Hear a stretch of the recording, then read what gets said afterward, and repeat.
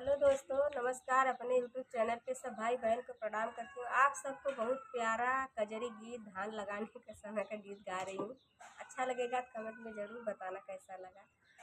हे रजऊ धान लगावे अब जावे, जब देवा चांदी के छतरिया ना।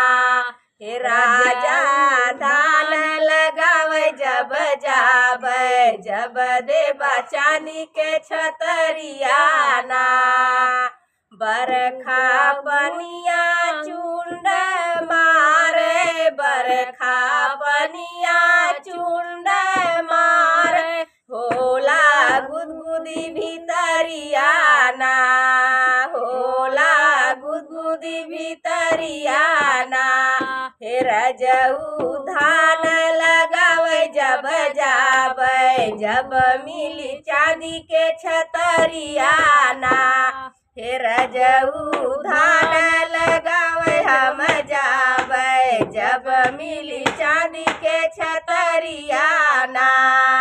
हे रजऊ धान लगावे हम जावे, जब मिली चांदी के छतरिया ना।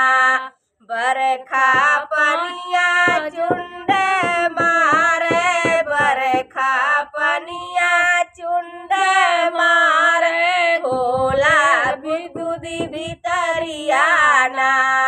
हे रजऊ धान लगावे हम जावे, जब मिली चांदी के छतरिया ना।